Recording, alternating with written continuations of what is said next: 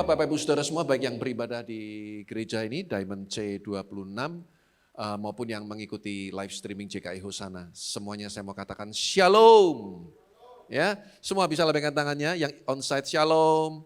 Salam damai sejahtera Kristus bagi kita semua. Sukacita yang besar kembali kita boleh beribadah bersama-sama pagi hari ini.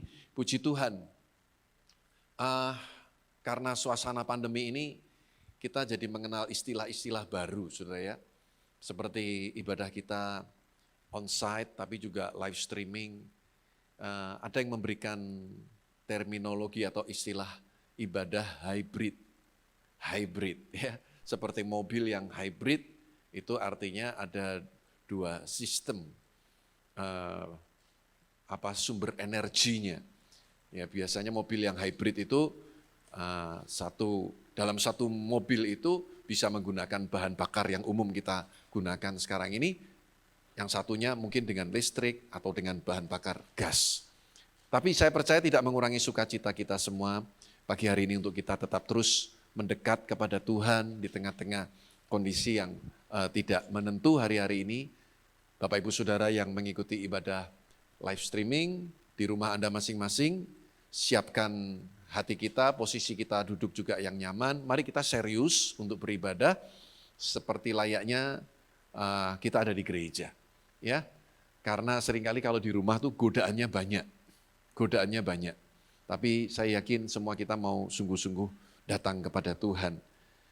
Dan tentunya kita harus selalu memahami bahwa yang di rumah itu bukan menonton ibadah.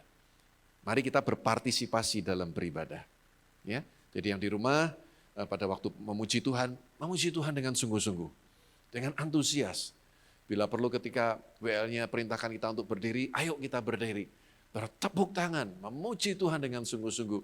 Dan nanti kita bisa rasakan ya hadirat Tuhan menjamah hati kita masing-masing di rumah kita masing-masing. Amin, saudaraku. Puji Tuhan. Nah, tema khotbah pagi hari ini yaitu jangan meremehkan firman Tuhan. Kita lihat ayatnya di dalam Amsal 13 ayat yang ke-13. Amsal 13 ayat yang ke-13.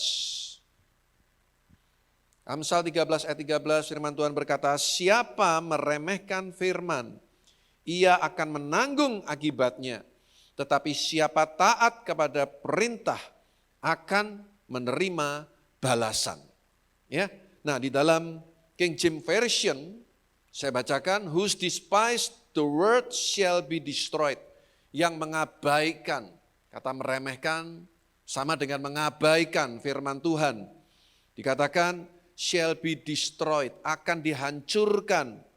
But he that fear the commandment, tetapi mereka yang takut kepada perintah, kata takut di sini artinya kita menghormati perintah Tuhan.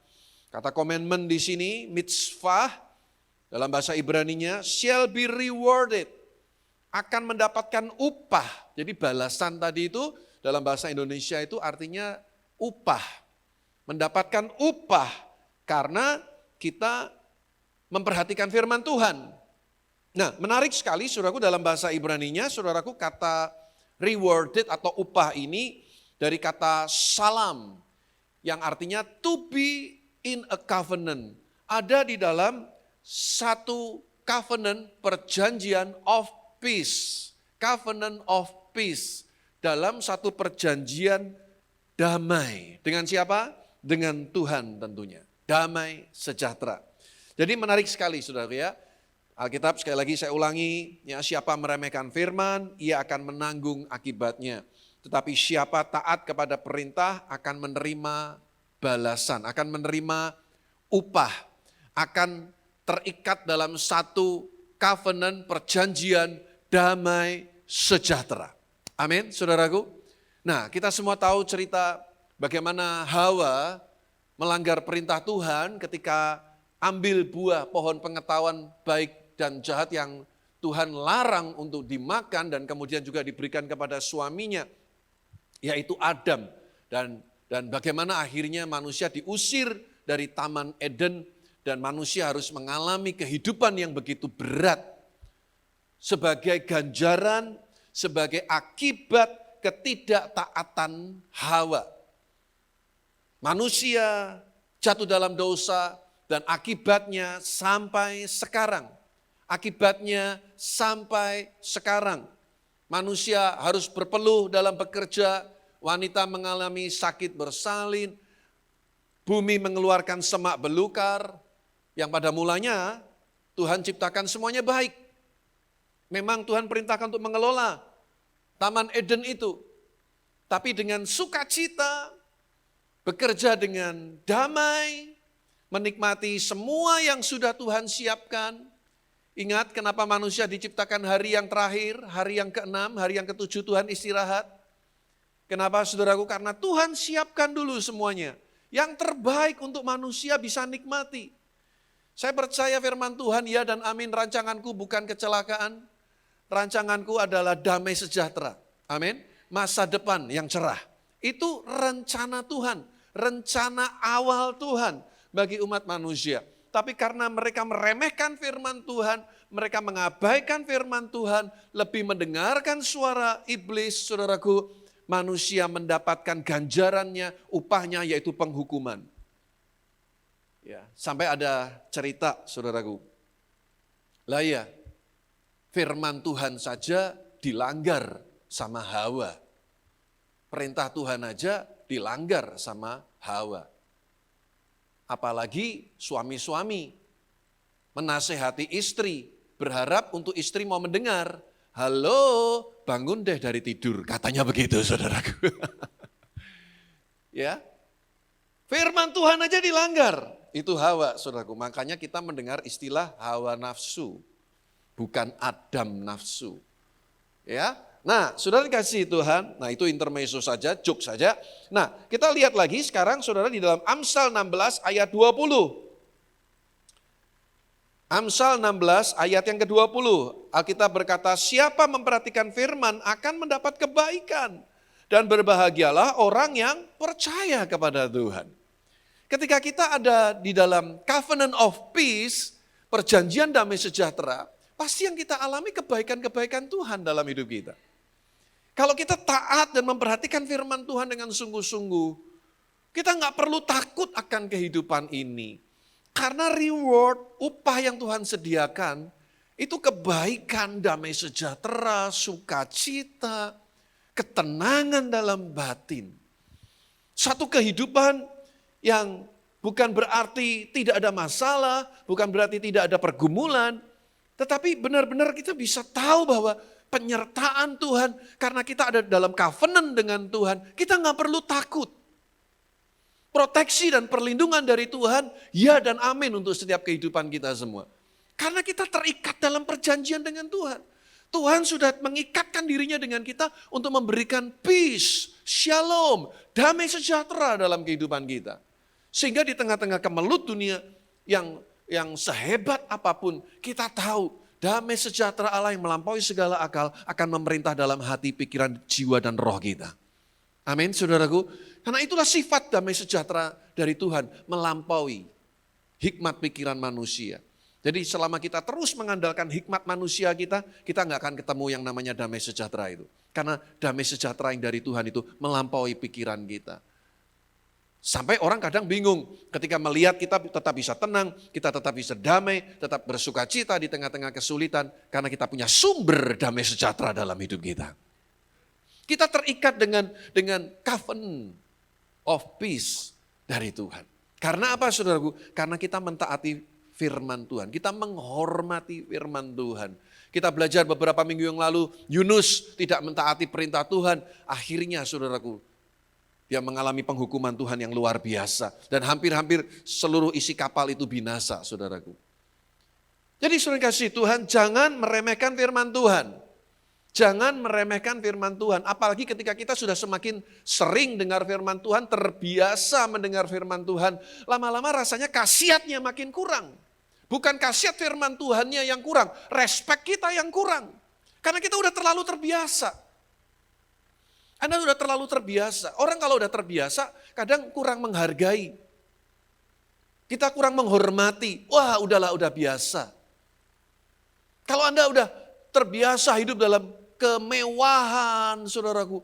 kelimpahan segala sesuatunya, apa yang bahkan kau nggak minta pun tersedia di depan mata kita. Pergi dengan mobil yang mewah, saudaraku, tinggal di satu rumah yang mewah, saudaraku, dan semuanya ada, saudaraku. Mungkin handphone kita yang paling canggih, yang harganya ada tuh ya, satu merek handphone itu 30 juta. Ya, nggak tahu, mungkin ada lagi yang lebih mahal lagi barangkali.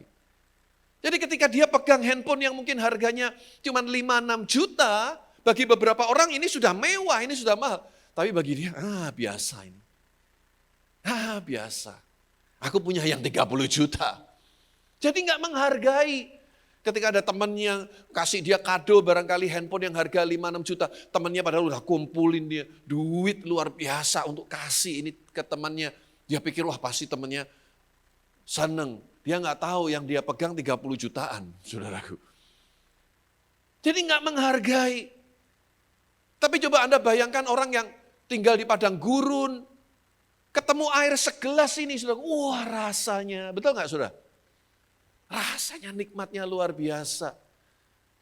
Saya khawatir ketika kita semakin sering dengar firman Tuhan, banyak orang bukan semakin takut akan Tuhan, makin bebal, makin keras kepala, makin tegar tengkuk. Karena bagi dia udah biasa, aku udah sering dengar firman itu. Sampai-sampai saya pernah mendengar teman sharing gitu ya, kadang nginjilin orang yang belum kenal Tuhan sama sekali lebih mudah daripada membawa kembali orang Kristen yang udah bertahun-tahun jadi Kristen, sudah dibaptis, ratusan kali pergi ke gereja, tapi karena sakit hati, kepahitan, kebencian, sulit untuk bisa bertobat. Kenapa, saudaraku? Lebih gampang orang-orang yang belum kenal Tuhan sama sekali dilayani untuk bisa mengampuni, untuk bisa berubah dan mau bertumbuh di dalam Tuhan, merendahkan diri. Jadi lebih gampang daripada orang yang udah mungkin dari lahir Kristen untuk balik ke jalan Tuhan yang benar. Ingat firman Tuhan, jangan meremehkan firman. Ya. Karena ia akan menanggung akibatnya. Jangan bilang buktinya enggak tuh Pak sekarang. Enggak. Tapi kita tidak pernah tahu. Tapi ini firman Tuhan. Jangan meremehkan firman. Kalau kita berkali-kali dengar firman itu berarti kok pas dengan kita, dengan apa yang kita perlukan. Berarti Tuhan mengasihi kita. Kalau Tuhan tegur kita berkali-kali, berarti Tuhan sayang sama kita. Tuhan mau kita berubah. Tuhan mau kita bertumbuh. Tuhan mau kita berbuah. Bagi kemuliaan nama Tuhan. Yeremia 6 ayat 19. Yeremia 6 ayat 19. Nanti di rumah baca judul perikop ini ya. Dari Fatsal yang pertama, ayat yang pertama itu judulnya malapetaka yang akan menimpa Yerusalem dan Yehuda. Malapetaka yang akan menimpa Yerusalem dan Yehuda. Ini nubuatan dari Nabi Yeremia. Kenapa saudaraku? Sampai ada malapetaka yang menanti Yerusalem dan Yehuda. Ada apa? Lihat saudaraku di ayat 19, Alkitab berkata, dengarlah hai bumi, sungguh ke atas bangsa ini aku akan mendatangkan malapetaka akibat dari rancangan-rancangan mereka. Sebab mereka tidak, katakan sama-sama apa? Memperhatikan perkataan-perkataanku dan menolak pengajaranku. Akhirnya orang-orang Yehuda masuk dalam tawanan di Babel 70 tahun lamanya. Sampai genap waktunya 70 tahun Tuhan pulihkan kembali saudaraku. Mereka pulang kembali ke Yerusalem, membangun kembali Yerusalem dan bait Allah yang roboh. Saudara yang kasih Tuhan, firman Tuhan ini tentunya menjadi peringatan untuk kita semua. Ayo kita harus lebih hormat kepada Tuhan, hormat kepada firman-Nya. Menghormati Tuhan itu caranya bagaimana? Ya hormatilah firman-Nya. Hormatilah firman Tuhan. Harus punya satu respek, takut akan Tuhan. Kalau kita dengar perintah dari Bapak Jokowi, Presiden RI, kita juga berusaha mentaatinya. Apalagi perintah Tuhan. Firman Tuhan yang berdaulat. Kita harus lebih hormat. Kita harus lebih taat kepada perintah Tuhan. Lebih takut kepada Tuhan dan bukan takut kepada manusia. Bukan takut kepada hukumannya. Tapi kita takut kepada Tuhan karena kita menghormati Dia. Hukuman itu akan lari jauh daripada hidup kita. Sebaliknya kebaikan yang akan mendekati kita. Anugerah akan mendekati kita. Kasih karunia Tuhan akan menyertai kita. Ketika kita terus melekat kepada firman Tuhan. Sekalipun mungkin kenyataannya belum terjadi seperti yang kita harapkan. Janji Tuhan akan memberkati. Kalau aku memberi, nanti Tuhan akan memberi. Bahkan takaran yang Tuhan gunakan akan dipadatkan, digoncangkan sampai melimpah. Kenapa belum? Kenapa enggak terjadi dalam hidupku? Saudaraku, pada waktu kita menanti janji Tuhan, itu memang yang paling sulit. Tapi belajar kita tetap hormati firman Tuhan. Aku tetap mau belajar taat untuk memberi, untuk mendukung pekerjaan Tuhan, mengembalikan perpuluhan, memberikan persembahan. That's it. Karena firman-Nya berkata begitu. Tuhan yang akan menggenapi firman-Nya dalam waktunya, dalam kehendaknya yang sempurna, kedaulatannya yang sempurna. Kapan waktunya kita nggak tahu. Dan jangan selalu berpikir yang namanya berkat itu selalu materi. Yang namanya berlimpah-limpah selalu materi. Belum tentu, saudaraku. Atau memang Tuhan mau membuat kita berlimpah-limpah secara materi. Tapi Tuhan juga sedang siapkan hidup kita lebih dulu. Jangan sampai berkat itu nanti jadi masalah dalam hidup kita. Membuat kita jadi jauh dari Tuhan. Membuat kita ingkar janji dengan Tuhan. Memang masa-masa penantian itu paling sulit. Kalau kita mau memulai sesuatu biasanya antusias.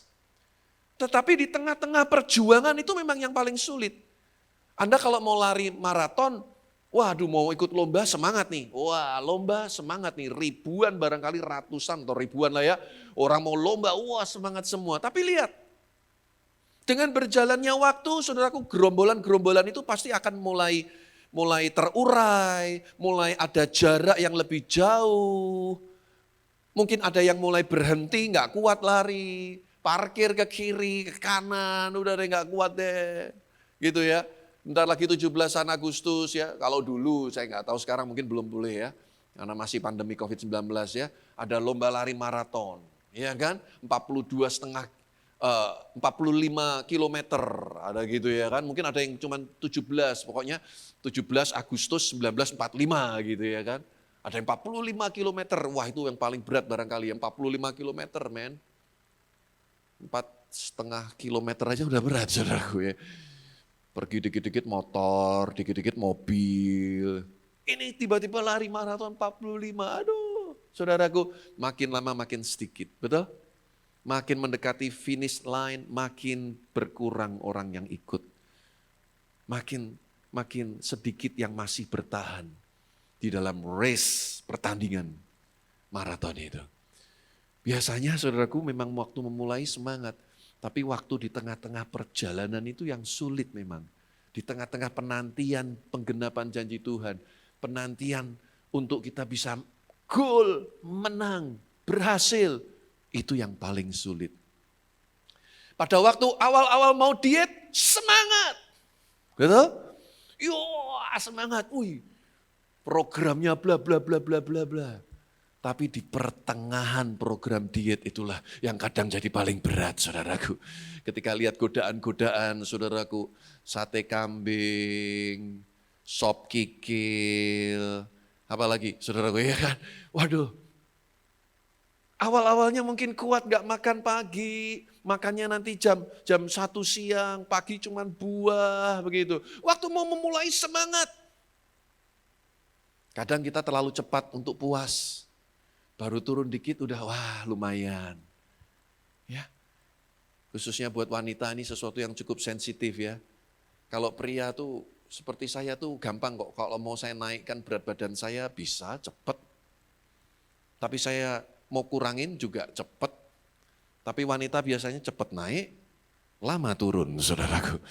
Ya, itu biasanya saudara.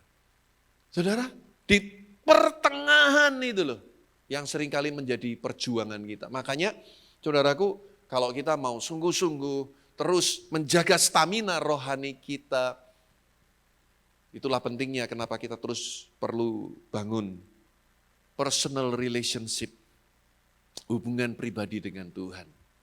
Ketika kita ada di rumah, di mobil, dimanapun, dengan semua situasi kondisi yang terjadi, tetap jaga hati, ya, tetap terus gemakkan firman Tuhan. Sekalipun mungkin belum jadi kenyataan dalam hidup kita. Hidup dan mati dikuasai oleh lidah. Siapa suka menggemakkannya akan makan buahnya. Ingat saudaraku, kata firman itu dari bahasa Inggrisnya word. Word itu apa? Kata-kata. Di sini nih kuasa Tuhan.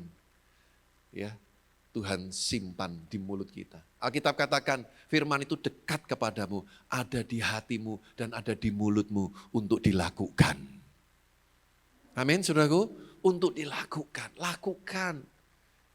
Jadi menghormati firman itu bagaimana? Lakukan firman Tuhan, taati firman Tuhan, kerjakan apa yang Tuhan mau. Memang harus sangkal diri, memang daging ini harus dimatikan. Tapi saya yakin Roh Kudus Tuhan berikan untuk kita, untuk menolong kita. Orang Israel akhirnya harus masuk penghukuman. Ternyata karena mereka tidak memperhatikan firman Tuhan dengan baik. Mereka tidak memperhatikan firman Tuhan. Dari zaman mereka keluar dari Mesir, sebetulnya sudah banyak pembelajaran yang kita bisa dapatkan dari bangsa yang memang keras kepala tegar tengkuk ini. Di Mesir mereka mengalami perbudakan, Tuhan bebaskan mereka dari Mesir, ngelewatin padang gurun, isinya cuman omelan, gerutuan. Enggak ada benernya saudaraku. Di Mesir mereka dianiaya, Tuhan punya rencana yang baik membawa mereka ke Kanaan, tanah perjanjian yang limpah dengan susu dan madunya. Tapi harus lewat padang gurun dulu. Alkitab katakan memang Tuhan tidak memimpin mereka melalui jalan yang paling dekat. Karena jalan yang paling dekat itu harus melalui negeri orang-orang Filistin. Dan itu artinya peperangan. Dan bagaimana mereka bisa menang perang kalau mereka nggak pernah latihan perang. Mereka sebagai budak hanya mungkin pegang pacul, urusannya sama tanah liat, mereka nggak pernah latihan memanah, mereka tidak pernah latihan menggunakan pedang, bagaimana mungkin mereka bisa menang? Tuhan lihat orang Israel nanti nyalinya jadi ciut, baru keluar langsung perang. Makanya dari pelajaran itu saya dapat prinsip begini loh saudara. Memang ya jalan Tuhan itu bukan yang paling dekat, bukan yang paling enak, bukan yang paling nyaman, tapi jalan Tuhan pasti yang paling baik untuk kita. Ya. Nah belajar sabar saudaraku. Mereka harus berputar di padang gurun. Tapi Alkitab nggak pernah katakan supaya mereka berputar-putar. Kenapa mereka berputar-putar 40 tahun? Karena ketidaktaatan mereka kepada firman Tuhan. Anda kalau mau hidupmu senantiasa dalam covenant of peace, perjanjian damai sejahtera dengan Tuhan. Jangan langgar firman Tuhan. Jangan langgar firman Tuhan. Suami istri yang sudah terikat dalam pernikahan, ya ada covenant loh, perjanjian of peace. Begitu mulai serong kanan, serong kiri, tanggung akibatnya. Saya sering melihat keluarga ketika sudah buka celah dengan yang namanya perjinahan, biasanya ya, pasti ekonominya goncang. Rumah tangga goncang, ekonomi goncang, bisnis goncang, tidak sedikit yang akhirnya kesehatannya juga akan goncang. Kesehatan jiwa, tubuhnya. Hati-hati saudara, jangan sampai kita break the covenant of peace ini, salam ini. Jangan sampai kita langgar apa yang sudah menjadi perjanjian kita dengan Tuhan. Tuhan mau, dari sisi Tuhan dia nggak berubah. Dia ingin selalu memberikan damai sejahteranya dalam hidup kita. Amin. Yesus naik ke surga, Alkitab katakan sebelum dia naik ke surga, damai sejahteraku ku tinggalkan kepadamu. Damai sejahteraku berikan kepadamu. Nggak ikut dibawa naik, kalau damai sejahteranya ikut dibawa naik, saya nggak tahu saudaraku hari ini hidup kita kemerungsungnya kayak apa saudara. Betul saudaraku. Ya. Nah coba kita lihat lagi. Yesaya 48 ayat 18 sekarang. Yesaya 48 ayat 18. Alkitab berkata, sekiranya engkau memperhatikan perintah-perintahku, maka apa saudara? Damai sejahteramu akan seperti sungai yang tidak pernah kering, dan kebahagiaanmu akan terus berlimpah seperti gelombang-gelombang laut yang tidak pernah berhenti. Amin saudaraku. Seandainya, sekiranya engkau memperhatikan perintah-perintahku. Ini janji Tuhan yang luar biasa. Damai sejahteramu akan seperti sungai yang tidak pernah kering. Sungai yang tidak pernah kering, artinya mau musim kemarau, musim hujan tidak pernah kering. Saya kalau pergi ke Kudus atau mau ke Jepara, seringkali kan lewat Demak, kita semua harus lewat Demak ya. Lihat di situ, saudara. Kalau musim panas, musim kemarau, saudaraku, itu sungai kering kerontang, saudaraku. Ketika musim hujan, baru mulai kelihatan banyak airnya lagi. Tapi Tuhan berjanji kalau kita memperhatikan perintah-perintahnya, damai sejahtera kita seperti sungai yang tidak pernah kering. Wow, ya luar biasa. Di tengah-tengah mungkin krisis yang kita hadapi hari-hari ini, kalau damai sejahtera Tuhan itu limpah dalam hidup kita, mulut kita tetap bisa memuji Tuhan. Mulutku penuh dengan pujian kepadamu ya Yesus Tuhan. Sepanjang hari apa? Ku beri penghormatan kepadamu ya Allahku. Amin saudaraku. Terus ngalir puji-pujian, sukacita, pikiran tenang saudaraku. Tidur nyenyak, makan apapun enak saudaraku. Orang kalau nggak damai, makanan enak pun jadi nggak enak. Tidur pun jadi nggak nyenyak. Saking bingungnya pada waktu tidur tidak bisa makan, pada waktu makan tidak bisa tidur. Itu yang sering kita dengar ya kan. Saking bingungnya saudaraku, mau tidur atau mau makan atau mau tidur.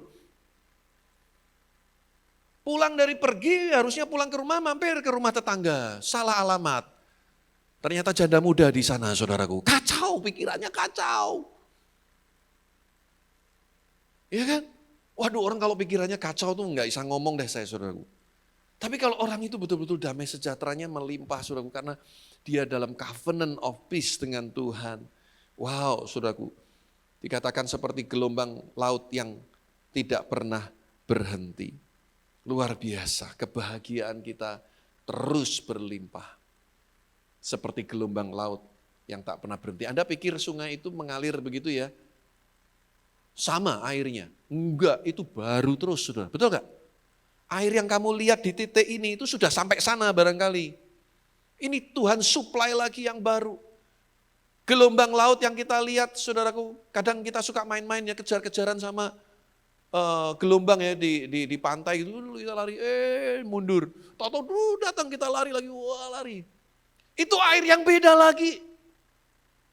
Gelombang yang beda lagi. Tuhan mau kasih sesuatu yang selalu baru dalam kehidupan kita. Sesuai janji Tuhan. Rahmatku, kasih karuniaku selalu baru setiap pagi. Kalau Anda menghormati Tuhan, Anda hidup takut akan Tuhan, taat sama perintah Tuhan. All things new every day. Setiap hari selalu baru buat saudara dan saya. Selalu baru. Di gudang sorga nggak ada barang second. Di gudang sorga saudaraku, nggak ada barang yang upgrade-an, nggak ada. All things new, brand new, selalu baru. Ya, Tuhan bisa kasih semua yang terbaik untuk setiap kehidupan kita. Selama kita tidak break the covenant of peace ini, Anda nggak melanggar covenant damai sejahtera ini. Segala sesuatu yang terbaik Tuhan akan berikan untuk setiap kehidupan kita semua. Ya. Saudara, saya itu kalau mau beli iPad ini sebetulnya bisa dari kemarin-kemarin saudaraku. Tapi saya ini, ya saya naluri sebagai seorang bapak, sebagai seorang ayah, Saya pikir udahlah pakai handphone juga cukup lah khotbah, masih bisa lah saya pikir begitu. Tapi saya itu sebetulnya berdoa saudaraku dalam hati kecil Tuhan. Kadang tuh ada kenikmatannya sendiri ya kalau diberkati daripada beli ya saudara ya. Beli kan keluar uang ya. Ini tapi kalau diberkati orang itu kan nggak keluar uang ya saudara ya kan. Beda ya saudara ya. Ya, seperti sepatu yang saya pakai ini juga baru nih berkat nih saudara. Tolong lihatnya ke atas, jangan lihat ke bawah terus saudara. Untung ketutupan ini saudara ya. Ya. Saudaraku, beberapa waktu yang lalu saudaraku, saya lagi visit jemaat, tiba-tiba ada yang telepon, "Om, lagi di mana Om?" Ya ini saya lagi perjalanan ini di Mataram, di depan kampung A, saya bilang gitu ya. Ini saya mau masuk nih, saya mau doain orang. "Om bisa tunggu sebentar nggak di situ?" Gini-gini udah dipanggil Om, agak nggak enak juga, tapi ya sudahlah harus diterima, memang sudah Om-Om saya. Akhirnya saya tunggu di situ. Hujan-hujan, saudaraku, rintik-rintik, saya payungan sama Bu Gembala, saudaraku, tunggu dia. Ada apa nih saya pikir? Bisa nggak tunggu sebentar? Oke, akhirnya toto dia datang, saudaraku. Dan dia kasih iPad ini buat saya, saudaraku. Waduh, thank you banget saya bilang. Ya, di saat saya sendiri sudah lupa, saya sudah nggak pernah doa lagi, udahlah. Apa yang Tuhan sediakan ya, saya nikmati karena saya pikir kalau saya harus investasi untuk benda-benda ini sementara kebutuhan keluarga masih begitu banyak, rasanya kurang bijaksana. Ya, saya nggak akan ganti handphone kalau nggak betul-betul hang, nggak bisa nyala, saudaraku. Ya, tapi beda, saudaraku. Ya, anak-anak saya beda lagi, saudaraku. Ini bukan nyindir sih, ya, cuma himbau aja sih, saudara. Ya, ini kalau udah mulai bosen, ya lemparan dulu. Aduh jatuh Pak, jatuh, rusak. Ya, lo model kamu gitu ya cepat rusak. Modus. Ya, saudara, tapi Tuhan itu luar biasa loh. Saat saya, relax aja dah. Tetap damai, sukacita, limpah dalam hidup kita semua. Amin, saudaraku. Nah, saya mau tutup dengan beberapa ayat berikut ini ya. Saya mau tunjukin betapa dahsyatnya firman Tuhan. Yang pertama, dalam firman Tuhan ada kuasa menciptakan. Ya, Yohanes 1 ayat 1 sampai 3. Nah, kita berkata pada mulanya adalah firman, firman itu bersama-sama dengan Allah dan firman itu adalah Allah. Ia pada mulanya bersama-sama dengan Allah. Segala sesuatu dijadikan oleh Dia dan tanpa Dia tidak ada suatu pun yang telah jadi dari segala yang telah dijadikan. By the word of God, firman Tuhan punya kuasa pencipta. Saudaraku, ciptakan. Tuhan kasih firman di hati mulutmu, ciptakan. Tuhan kasih otoritas, ciptakan dengan perkataanmu. Aku sembuh, aku sehat, aku bahagia.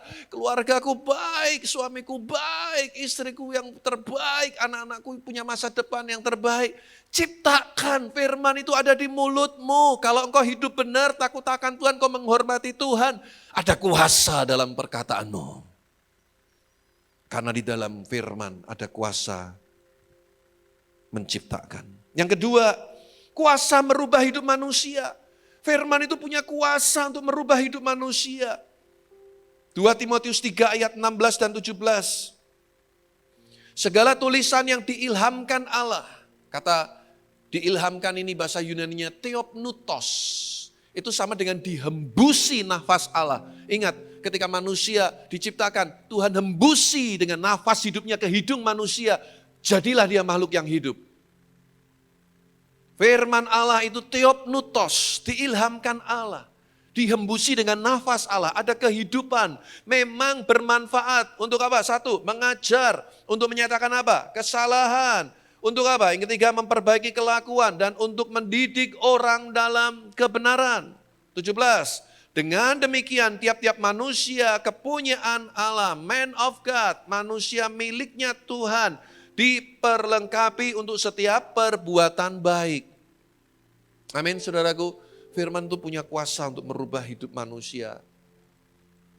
Jangan bilang mustahil, karakter gak bisa berubah. Orang Jawa bilang batuk ada obatnya, karakter gak ada obatnya. Baik batuk maupun karakter bagi Tuhan tidak ada yang mustahil. Saya ini dulu orangnya beringasan, saudaraku. Ketika dulu saya SMA, saudaraku, saya didorong teman saya jatuh, saudaraku, kaki saya kena paku karena sekolah waktu itu masih sedang dibangun, ada proyek gitu ya. Saya kejar dia di kelas, saya pukulin, saudaraku. Seandainya teman saya ikut nonton siaran ini, saya minta maaf ya. Tapi saya sudah pernah minta maaf sih sama dia sih. Itu SMP itu, saudaraku, tak pukulin sampai nangis, saudara. Tapi bukan saya yang hebat ya, tapi semua karena Tuhan. Sampai masuk kuliah pun masih agak beringasan begitu, saudara. Saya nih ngumpet-ngumpet, nama saya takut disebut sama dosen, malah ditunjuk sama teman saya. Ini Pak Yohanes Pak, ini Pak, ini Yohanes Pak. Saya akhirnya harus jawab pertanyaan itu, saudaraku. Ya, karena dia sebut nama saya, tapi nunjuknya orang yang lain, salah gitu loh. Orangnya salah, saya ngumpet sih. Malah ditunjukin teman saya, ini Pak Yohanes. Aduh saudaraku, maaf saudaraku, saya rasanya enggak pantas ngomong di sini. Wah sumpah serapah nih omongan enggak karu-karuan keluar semua. Saudara. Tapi firman Tuhan yang merubah hidup saya, rasanya sekarang mulut ini kok eman-eman yang ngomong yang kayak begituan ya. Amin. Ya, orang Jerman bilang gantengnya hilang. Yang ketiga saudaraku, ya. Yang ketiga, menyingkapkan segala sesuatu. Ibrani 4 ayat 12. Ibrani 4 ayat 12. Sebab firman Allah hidup dan kuat. Dan lebih tajam daripada pedang bermata dua manapun. Yang menusuk amat dalam sampai memisahkan jiwa dan roh. Sendi-sendi dan sumsum. Ia sanggup membedakan pertimbangan dan pikiran hati kita. Wow, dahsyat. Firman Tuhan sanggup menyingkapkan segala sesuatu. Apa yang gak ada di firman Tuhan, semua ada di dalam Alkitab kita. Semua, gak ada yang tersembunyi. Gak ada yang tersembunyi. Apa yang kau sembunyikan paling dalam Tuhan tuh tahu. Kalau hari ini gak ada yang tahu, saudaraku, bukan berarti Tuhan tidak tahu. Tuhan masih kasih kita kesempatan untuk terus berubah. Ya, yang keempat, saudaraku, yang keempat. Penuntun hidup. Mazmur 119 ayat 105. Yuk baca sama-sama, 2, 3. Firman-Mu itu pelita bagi kakiku dan terang bagi jalanku. Firman Tuhan menjadi penuntun untuk hidup kita. Awali segala sesuatu dengan firman. Dan hidupi firman itu setiap hari. Saya percaya setiap langkah kita dipimpin oleh cahaya terang firman Tuhan. Kita enggak salah pilih, kita enggak salah jalan. Kita selalu dalam pusat kehendak Tuhan yang sempurna. Selalu dalam covenant of peace dengan Tuhan. Menurut saya masih terlalu banyak ya kedahsyatan firman Tuhan. Kalau saya mau ceritakan masih terlalu banyak. Bukan cuma 4 poin ini saja, masih banyak dahsyatnya firman Tuhan itu ya. Tapi paling tidak 4 hal ini menjadi sesuatu yang major, yang utama firman Tuhan itu bagi kita semua. Amin. Saudara belajar sesuatu pagi hari ini? Amin. Yang di rumah Anda belajar sesuatu? Mari kita beri kemuliaan bagi Tuhan kita yang luar biasa. Mari kita bangkit berdiri bersama-sama.